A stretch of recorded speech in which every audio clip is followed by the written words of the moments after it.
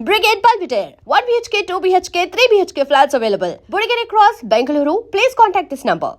First half ఈజీగా వెళ్ళిపోతుంది because కొంచెం ఎంటర్టైన్మెంట్ ఉంది, ఒక ఫైట్ ఉంది, మంచి సాంగ్స్ అట్లా ఉన్నాయని. సెకండ్ హాఫ్కి వచ్చేటప్పటికి ఏమన్నా కొంచెం సీరియస్నెస్ ఎక్కువ అంటారా అట్లా అనుకున్నాం. బట్ చూసిన వాళ్ళు కంప్లీట్ ఆపోజిట్ ఇచ్చారు. సెకండ్ హాఫే హుక్ అయ్యాము, క్లైమాక్సే హైలైట్ అని అట్లాంటి ఫీడ్బ్యాక్ వచ్చింది ట్రాన్స్ఫర్ త్రిమూర్తి. సో అది మేము ప్లాన్ చేసింది కాదు, మేము స్టోరీగా చేసుకున్నాం. కానీ ఫస్ట్ హాఫ్ బాగుంటుందా, సెకండ్ హాఫ్ బాగుంటుందా, ఏది బాగుండాలనేది మేము ప్లాన్ చేస్తుంది కాదు. ఓవరాల్ స్టోరీ ఇంట్రీగింగ్ ఉండాలి, ఆడియన్కి నెక్స్ట్ ఏంటి అనేది గ్రిప్పింగ్గా వెళ్ళాలనే యాంగిల్లో చేసింది తప్పితే ఆడియన్ ఎక్కడిది చేస్తాడనేది మాకు భయం ఉంటుంది కదా. మనం ఎంత చేసుకున్నా కూడా సెకండ్ హాఫ్ ఏమనుకుంటాడో, ఆడియన్ ఎలా పర్సీవ్ చేస్తారు, ఒక్కోసారి సినిమాలు చాలా హెవీగా అంటారా, అట్లా లేకుండానే చేసాం. అయినప్పటికీ ఏది ఎట్లా రిసీవ్ చేసుకుంటారు అనేది ఆడియన్స్ మనకు తెలియదు కదా. సో అండ్ ఈ సినిమాలో చాలా బ్యూటీగా అనిపిస్తుంది అంటే క్యారెక్టరైజేషన్ కానిస్టేబుల్గా తీసుకోవడం. ఎందుకంటే ఒక కంబ్యాక్ ఇచ్చే తర్వాత నేరుగా ఒక పెద్ద స్థాయి క్యారెక్టర్ రాసుకొని ఒక్కసారిగా ఒక మాస్ యాక్షన్ అలా తిప్పకుండా ఒక కానిస్టేబుల్ స్థాయి వ్యక్తి తనకు వచ్చిన కాన్ఫ్లిక్ట్ని ఎలా సాల్వ్ చేసుకుంటూ వెళ్ళాడని చెప్పడంలో ఒక బ్యూటీ ఉంటుంది. అవును. సో ఈ డిసిషన్ ఎలా తీసుకున్నారు సార్? ఈ డెసిషన్ ఎందుకు తీసుకున్నామంటే, నేను ఆఫ్టర్ లాంగ్ టైం వస్తున్నా, ఫస్ట్ ఫ్రేమ్లోనే ఆడియన్ నాతో కనెక్ట్ అవ్వాలి. ఇది కాన్షియస్గా తీసుకుంది. రాగానే వీడు ఎన్కౌంటర్ స్పెషలిస్టు లేకపోతే ఒక ఎస్ఐ క్యారెక్టర్ దిగంగానే డైనమిక్ అట్లా ఉండకూడదు. కామన్ మ్యాన్కి దగ్గరగా ఉండి ఫస్ట్ త్రిమూర్తుల క్యారెక్టర్ని లైక్ చేయాలి, స్లోగా లవ్ చేయాలి, స్లోగా అటాచ్ అయిపోవాలి అనే పాయింట్ ఆఫ్ వ్యూలోనే క్యారెక్టర్ని అండర్ డాగ్ కింద తీసుకున్నాం. అండర్ డాగ్ అంటే ఒక చిన్న కానిస్టేబుల్. ఆ కానిస్టేబుల్తో ఫాలో అవుట్ ఈజీగా ఉంటుంది అప్పుడు ఆడియన్కి. వీడేంటర్ ఎంత పెద్దగా ఏదో హైఫై హీరో లాగా వచ్చాడు అట్లా ఉండకూడదు. సో ఇదివరకు నా సినిమాల్లో లాగా క్యారెక్టర్ని యాక్సెప్ట్ చేయాలి. సో ఆ క్యారెక్టర్తో నవీన్ని యాక్సెప్ట్ చేయడం కాదు, క్యారెక్టర్తో నవీన్ని యాక్సెప్ట్ చేయాలనేది అటెంప్ట్. నన్ను మీరు క్యారెక్టర్ అన్నారు కాబట్టి మీది మనసిచ్చి చూడే సినిమా ఉంటుంది సార్. అందులో ఆ క్యారెక్టర్తో ఎంత లవ్లో పడ్డాం అంటే మా జనరేషన్ అప్పుడప్పుడే యుక్త వయసులోకి వస్తున్న పీరియడ్ అది. సో ఎంత అంటే ఒక అమ్మాయిని దూరం నుంచి ఇలా లవ్ చేయొచ్చా, వన్ సైడ్ లవ్ లో ఇంత బ్యూటీ ఉంటుంది ఆ సినిమా చూస్తున్నాం సేపు.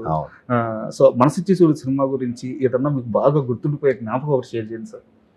మనసిచ్చి చూడు సినిమా గురించి గుర్తుండేదానికంటే లైక్ ఐ సెడ్, ఆ సినిమాలో కూడా క్యారెక్టరైజేషన్ చూడండి. ప్రకాష్ రాజ్ గారి క్యారెక్టరు, రవితేజ గారి క్యారెక్టరు, సుహాసిని గారి క్యారెక్టర్ అన్నీ ఒక మన ఇళ్లల్లో ఉన్న ఒక రియలిస్టిక్. నా ఫాదర్గా చేసిన వెంకటేశ్వరరావు గారి క్యారెక్టర్, నా క్యారెక్టర్ అవునండి. ఇప్పుడు ఫాదర్ అంటే భయపడుతూ కొంచెం జాగ్రత్తగా ఉండే, and the whole thing has earthiness. మన విలేజ్లో మన అట్మాస్ఫియర్లో ఉంటే ఎట్లా ఉంటుందో మన కళ్ళ ముందు జరిగే కథలాగా ఈజీగా అటాచ్ అయ్యే కథలాగా ఉంటుంది. సో అట్లా it's a very good placed film.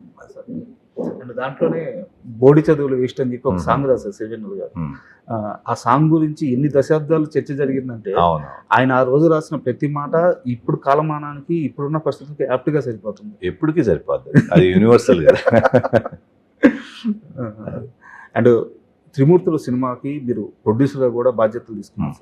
ఇది అంటే హీరోగా మీరు ఆల్రెడీ చేస్తున్నారు, ఓకే. నిర్మాతగా మీరు సినిమాలు చేస్తున్నా సరే ఇది ఇప్పుడున్న పీరియడ్ మారిపోయింది అన్నమాట. సో ఎలాంటి ఛాలెంజ్ ఫేస్ చేయాల్సి వచ్చింది నిర్మాతగా? ఛాలెంజెస్ ఏం లేవు నిజంగా అయితే. ఎందుకంటే టీం అట్లా కుదిరింది. అసలు మాలో ఎవరు నేను డైరెక్టర్ అను, హీరోనో, హీరోయిన్ అను, లేకపోతే లేదు, అందరూ ఈ సినిమా అట్లా ఉన్నప్పుడు ఏమవుతుందంటే మిగతా అన్నీ పోతాయి. పొద్దున్నే లేస్తే షూటింగ్కి వెళ్ళాలి, ఆ సినిమాని ఎట్లా బాగా చేయాలి, ఇదే ఉంటుంది మైండ్లో. అలా ఉన్నప్పుడు ఇంక ఛాలెంజెస్ ఏముంటాయి? అంటే ఆయన స్క్రిప్ట్ ప్రీ డిఫైన్డ్గా ఉంది, ఇది బౌండెడ్ స్క్రిప్ట్తోనే వచ్చాం. సో అందరికీ అన్నీ తెలుసు, అందరికీ రీడింగ్ ఇచ్చాం మొత్తం యూనిట్కి. సో వాళ్ళకి ఏంటంటే ఎవరికాళ్ళు నేను చేయాలి బాగా. ఇప్పుడు మీరు చెప్పినన్ని వర్క్లో సరిగ్గా సాగిపోవడానికి పర్ఫెక్ట్ ప్యాటర్న్ అది. బట్ నేను అడిగేది ఏంటంటే ప్రొడక్షన్ కాస్ట్ చాలా పెరిగిపోయింది. ఎస్, కాస్ట్ పెరిగిన మాట వాస్తవం, చాలా పెరిగిపోయింది.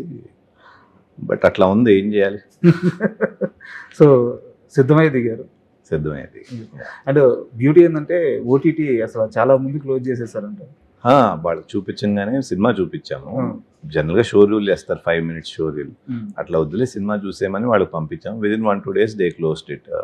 బాట్ అంటే యాక్చువల్గా మూవీ మనం చెప్పుకున్నట్టు చాలా మంది చెప్తున్నారు సార్ బయట కూడా. నాకు మీ డైరెక్టర్ కమల్ తేజ నాకు కొంచెం తెలిసిన వ్యక్తి. సో వాళ్ళు చెప్పే లెక్క మూవీ చాలా బాగా వచ్చింది. ఓటీటీ వాళ్ళు నవీన్ గారు ఉన్నారనో లేదా త్రిమూర్తుల మూవీ బాగా వచ్చిందో కొన్ని చాలా ఈజీగా మీకు అది క్లోజ్ అయిపోయి ఉండొచ్చు. బట్ ఇప్పుడున్న పరిస్థితుల్లో ఓటీటీ క్లోజ్ అవ్వక చాలా సినిమాలు చాలా సఫర్ అవుతున్నాయి. నవీన్ గారు ఉన్నారని కూడా ఐ డోంట్ థింక్ ఇప్పుడు కొనే పరిస్థితి. నవీన్ గారు ఉంటే పేపర్ వ్యూ పెట్టుకుంటారండి మ్యాక్స్. అట్లా అనుకుంటా నేను. సినిమా నచ్చే చూసే వాళ్ళు చేసి ఉంటారేమో. అండ్ మోరోవర్ ఈ గ్యాప్లో ఈ 10 ఏళ్ల గ్యాప్లో మీకు బాగా ఆశ్చర్యంగా అనిపించిన ఒక హీరో సక్సెస్ అంటే ఏ హీరో పేరు చెప్తారు? ఇక్కడి నుంచి ఎక్కడికి ఎదిగాడు, సూపర్ ఎదిగాడు అని ఈ గ్యాప్ ఈ 10 ఏళ్లలో?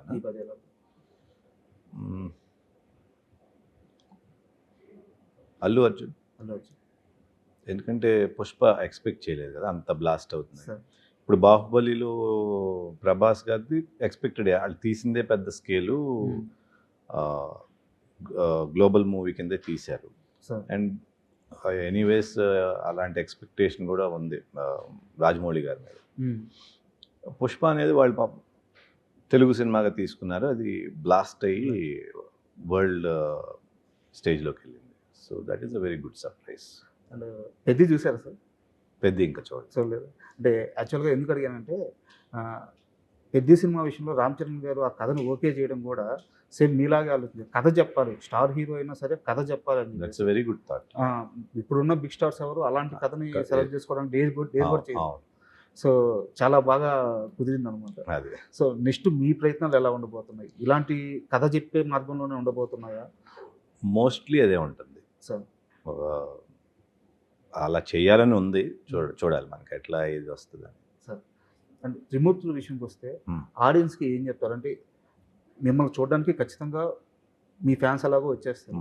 మిగతా ఆడియన్స్కి అయినా సరే త్రిమూర్తుల్లో ఇది ఉంది, ఇది బలంగా చెప్పబోతున్నాం అని చెప్పడానికి ఆ సేల్ పాయింట్ ఏంటి?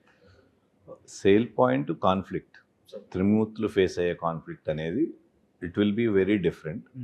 ఇప్పుడు మనం కంపేర్ చేసుకుంటే it will be unique conflict అనేది. కొత్త పాయింట్. అది ఫాదర్ ద స్టోరీ లాగా స్టార్ట్ అవుతుందో లేకపోతే ఒక కానిస్టేబుల్స్ లాగా స్టార్ట్ అవుతుందో, ఎక్కడ లాక్ అవుతుంది అనేది కొత్తగా ఉంటుంది ఆ కాన్ఫ్లిక్ట్.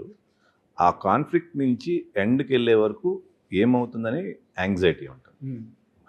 అట్లా మేము డిజైన్ చేసాం. సో అదే ఆడియన్స్ కూడా ఫీల్ అయితే మటుకి it will be very nice. And నాకు తెలిసి మీ ఫాదర్ గారు చనిపోయిన తర్వాత మీరు తీస్తున్న ఫస్ట్ మూవీ. ఒకవేళ కానీ నాన్నగారు ఉంటే చాలా హ్యాపీగా ఫీల్ అయ్యేవారు. 100% చాలా హ్యాపీగా. ఆయనకి అంటే ఒక సింహం అని చెప్తారు ఆయన్ని. అంతే. ఆయనకి నచ్చిన పని నచ్చినట్టు, అంటే ఆయన లాభ నష్టాల గురించి చూసుకునేవాళ్ళు. తీసిన సినిమాలు కూడా మామూలు సినిమాలు. సినిమా అంటే ఫ్యాషన్ ఉంటుంది. మీలాంటి ఒక స్టార్ హీరోని కొడుకుగా పొందారు, ఎంత ఆనందం పొందుంటారు. డెఫినెట్గా. సో ఈ రోజు ఉండుంటే ఏం మిస్ అవుతున్నారు నాన్నగారు? ఆయన ఎంత హ్యాపీగా ఉండేవారు అనేది అది ఒకటి మిస్సింగే ఉంటుంది ఎట్లయినా సరే. అంటే సినిమా అవుట్కమ్ అనేది ఇంకా ఆడియన్స్ చెప్పాలి, బట్ ఈ సినిమాని ఇట్లా తీసావు నువ్వు అనేది ఆయన చూసుంటే ఇంకా బాగుండేది. సార్ అండ్ మీ అబ్బాయి ఈ సినిమా ప్రెజెన్స్ అనగానే కొంచెం అందరికీ ఇంట్రెస్ట్ క్రియేట్ అవుతుంది. సో ఫ్యూచర్ ప్లాన్స్ ఏమైనా ఉన్నాయా సార్? ఇప్పటికైతే ఏమీ లేదు, but present Vadde Jishnu presents అని వేసాము. So let us see. Sir thank you very much sir. Thank you so much.